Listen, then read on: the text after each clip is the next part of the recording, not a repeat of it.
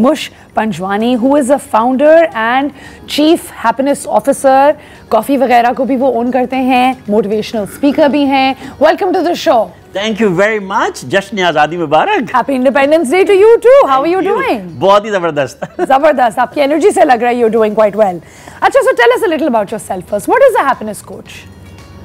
Happiness जो है वो तो बड़ा लंबा टॉपिक है, बट पॉजिटिव साइकोलॉजी पे बड़ा काम हो रहा है पिछले 20 साल से दुनिया भर में. और उसकी फाइंडिंग्स ये है कि जो हैप्पी लोग होते हैं वो अपने काम में प्रोडक्टिव होते हैं, एफिशिएंट होते हैं. हैप्पी लोगों की रिलेशनशिप बेहतर होती है. हैप्पी लोग पैसा ज़्यादा बनाते हैं और हैप्पी लोग ज़्यादा हेल्दी होते हैं और ज़्यादा लंबी ज़िंदगी गुजारते हैं. और हम इसका उल्टा समझते थे. हम समझते थे कि जब पैसा आएगा तो हैप्पीनेस होगी.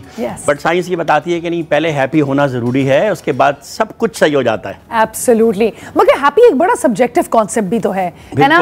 Happy for you would be very different what happy is for me, right? तो आप थोड़ा सा एक्सप्लेन करेंगे कि हैप्पी लोगों के लिए क्या होगा बेसिकली. भाई आपको अंदाजा हो रहा है कि मैं हैप्पी हूँ या नहीं? Yes, absolutely. So that's genuine happiness. So someone who's content with life. क्या आप उससे बात करेंगे आपको अंदाजा हो जाएगा कि यार ये तो बिल्कुल ही पागल लग रहा है. आप उससे पूछें क्या हाल है, मैं कहूँगा बहुत जबरदस्त. आप पूछें क्या हो गया, इतना जबरदस्त क्यों है, पूछें आप क्यों इतने जबरदस्त फील कर रहे हैं. सुबह जिंदा उठना काफी नहीं है खुश रहने के लिए. थैंकफुल. 2 लाख लोग मर जाते हैं रोज. 24 घंटे में 2 लाख लोग मर गए. That's terrible. और हम जिंदा उठे. आपको ये ख्याल शायद नहीं आया सुबह उठ के, ऑडियंस में आप लोगों को ख्याल आया सुबह उठ के कि जिंदा उठना कितनी जरूरत है? मुझे ये ख्याल आया और इस ख्याल से मुझे जॉय मिला. और पूरे दिन में जो भी अच्छा बुरा हो सकता है, सबसे अच्छी चीज तो हो गई सुबह सुबह. Of course, absolutely. खुश रहने के लिए काफी है. So this is about शुक्रगुजारी, gratitude, which is the first step of being happy. Absolutely, I couldn't agree more with you. अच्छा, so would you tell me a little about कि हमारी जो youth है वो पाकिस्तान क्यों छोड़ के जा रही है? उनको लगता है कि पाकिस्तान से बाहर सब कुछ बहुत जबरदस्त है. उनको लगता है पाकिस्तान में अपॉर्चुनिटीज नहीं है. Grass is always greener. सबका ख्याल होता है कि वहां जाएंगे तो पता नहीं क्या होगा. Everything will be okay. But how do you tackle that? आप किस तरह डील करते हैं? अगर आपके पास एज अ लाइफ कोच अगर या एज अ मोटिवेशनल स्पीकर कोई आता है और आपसे बोलता है कि I just think I want to leave और मैं बाहर ज़्यादा सेटल लूँगा, मेरी कॉस्ट ऑफ लिविंग या क्वालिटी ऑफ लाइफ बेहतर होगी, तो आप उनको क्या बोलेंगे?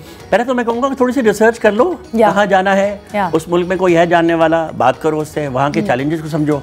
हर कंट्री के अपने बिल्कुल यूनिक अलग चैलेंजेस हैं. मैं 20 ईयर्स हांगकांग में रह चुका हूँ. ओह amazing. I am a Chinese national. Oh wow, how incredible. 20 साल हांगकांग में रहा हूँ मैं, और उस 20 सालों में मैंने बहुत सारी कंट्रीज में ट्रैवल किया है, बहुत सारी कंट्रीज में काम किया है. तो मैं उनको फर्स्ट हैंड चैलेंजेस बताता हूँ कि हर कंट्री के कंप्लीटली यूनिक अपने अपने चैलेंजेस हैं. Absolutely. कनाडा में मेरा एक दोस्त है, उसने वहाँ से अपने बच्चों को मूव कर दिया. उसने कहा मैं अपने बच्चों को यहाँ के स्कूल में नहीं भेज सकता. जिस तरह की चीज़ें वो देख रहे हैं और सुन रहे हैं और जिस माहौल में रह रहे हैं, वो उनके अलग इश्यूज़ हैं. वो अपने मज़हब को पसंद करते हैं. उनको लगता है कि बच्चा वहाँ पे बड़ा होगा तो वो तो पता नहीं क्या बन जाएगा. आपके हांगकांग में क्या स्ट्रगल्स थी? मिडिल ईस्ट, यूएई के बिल्कुल अलग चैलेंजेस. वहाँ कभी नेशनैलिटी नहीं मिलेगी. एक दिन के नोटिस पे बंदा गायब हो जाएगा, वहाँ से भेज दिया जाएगा वापस. हर कंट्री के अपने चैलेंजेस हैं. तो पहले तो ये समझना जरूरी है, ऐसा कुछ नहीं है कि आप वहाँ गए और सब ठीक हो गया. जॉब मिलना को ऐसा नहीं है कि आपने लैंड किया और जॉब मिल गया, वहाँ जाके मेहनत करनी पड़ेगी. यहाँ पे उनसे सुबह उठा नहीं जा रहा है, वहाँ पे जाके करेंगे. और वहाँ पे जाके 18-20 घंटे जब काम करना होगा तो कैसे करेंगे? तो आपका आई बिलीव आपका एक्सपीरियंस ऑलरेडी 20 साल रहा हुआ है हांगकांग में, तो आप क्या बोलेंगे कि वहाँ के क्या चैलेंजेस हैं? वहाँ का सबसे बड़ा चैलेंज तो ये है कि कोई जा नहीं सकता पाकिस्तानी वहाँ. अच्छा, तो आपने सबसे बड़ा चैलेंज तो फोगो कर लिया. फिर वीज़ा लेना है तो वहाँ पे किसी को स्पॉन्सर करना होगा, कोई आपको स्पॉन्सर करेगा. बहुत लंबा चौड़ा प्रोसेस है. पाकिस्तानियों को बहुत डिस्करेज किया जा रहा है. And that's happening in the north Asian region, क्योंकि पाकिस्तानियों ने कुछ ऐसे काम किए वहाँ जाके जो गायब हो गए हैं, वापस नहीं आते हैं. तो China, Hong Kong, Taiwan, Korea is getting extremely difficult. And I believe even visas are getting harder now to get. वही मेरा मतलब था कि वो वीज़ा जो है वो एक्सट्रीमली मुश्किल होता जा रहा है पाकिस्तानियों के लिए वहाँ जाने के लिए. Of course. अच्छा, so would you like to tell us something about कि आप किस तरह इंस्पायर करते हैं हमारे यूथ को कि वो पिछली जनरेशन से थोड़ा बेहतर माइंडसेट रखें, थोड़ी बेहतर एस्पिरेशंस रखें अपनी ज़िंदगी में? What do you recommend to them? मैं जो है वो 2 चीज़ों पे बात करता हूँ generally, which I believe as 2 foundations for success. एक वो हैप्पीनेस वाला प्रिंसिपल है, that everybody needs to learn to be grateful and happy.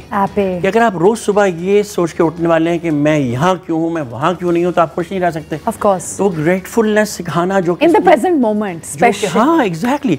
जो ना स्कूल में सिखाते हैं, ना कॉलेज में सिखाते हैं, ना पेरेंट्स सिखाते हैं. तो सबसे पहले मैं कोशिश करता हूँ जो भी मेरे साथ anybody who gets in touch, जो जिनको मैं जिसकी लाइफ टच कर सकता हूँ, तो थोड़ा सा उसको ग्रैटिट्यूड का लेसन दिया जाए कि आप अपनी लाइफ में हैप्पी कैसे रह सकते हैं कि अल्लाह का शुक्र करेंगे जो आपके पास है वो भी एक नेमत है, वो भी एक ब्लेसिंग है। आप घर में उठे हैं, आपके घर में पानी आ रहा है, आपने आज नाश्ता किया, आपने आज चाय पिया, आपने अच्छे कपड़े पहने हुए हैं, आपके पास जॉब भी है, आपके पास ये भी है, आपके पास गाड़ी नहीं है लेकिन मोटरसाइकिल है, बाइक नहीं है तो क्या हो गया, साइकिल है, मतलब और आप जिंदगी में हमेशा ग्रो करते हो। आई फील कि हमारा जो यूथ है वो यहाँ से इसलिए चले जाते हैं बिकॉज जॉब अपॉर्चुनिटीज नहीं होती हैं, they feel like the quality of life is not very efficient. तो आप इस तरह के यूथ को क्या एडवाइस करेंगे कि रहें, आई मीन पाकिस्तान ने भी तो इवेंचुअली तरक्की करनी है, it's independence day, can we talk about how we need to benefit our country as well? हाँ, बस इतने अच्छे लोग अगर जा रहे हैं, ऑफ कोर्स बस एक स्टेप पीछे जाता हूँ मैं, तो एक तो ये ग्रेटिट्यूड और हैप्पीनेस वाला कॉन्सेप्ट बहुत जरूरी है समझना। दूसरा जो प्रिंसिपल है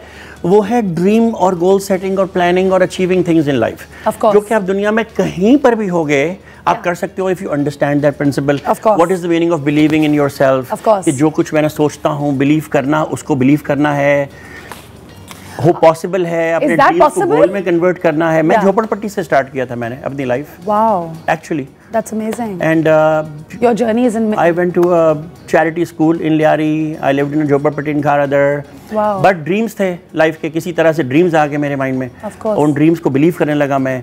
पढ़ा बहुत मैंने, पढ़ाई का रुझान बिल्कुल खत्म होता जा रहा है, पढ़ाई वो वाली नहीं स्कूल कॉलेज वाली पढ़ाई, लेकिन जो और इतना सारा मटेरियल मौजूद है आप पूरी जिंदगी पढ़ सकते हो। जब हम जॉब के ऐड देते हैं तो फेसबुक से हमारे पास आते हैं 100 मैसेजेस, अच्छा, हम उनको बुलाते हैं इंटरव्यू के लिए, उस 100 में से 5 लोग actually show up.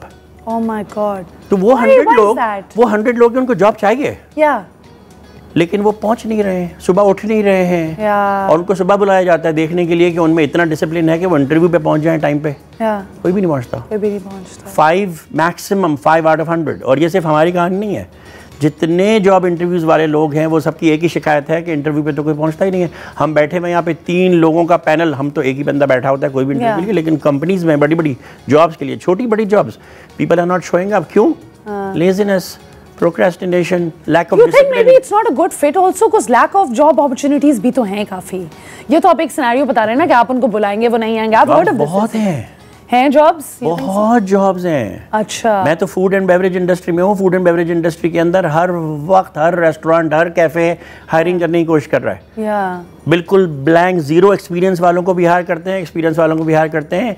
People are not showing up for the jobs. उनकी एक्सपेक्टेशन या तो इसलिए नहीं आते हैं, वो कहते हैं कि नहीं मैं तो 20, 30, 40 हज़ार में काम ही नहीं करना, मेरे ख्याल में तुझे 50,000 मिलने चाहिए। हम उनसे कहते हैं कि जो मिल रहा है वहाँ से स्टार्ट तो करो, तो ये नहीं सिखाया लोगों को किसी ने कि जो नौकरी मिल रही है वहाँ से स्टार्ट करो। फारिग बैठने से और रात भर फोन पे और दिन भर सोने से तो बेहतर है ना। Absolutely, I couldn't agree more with you.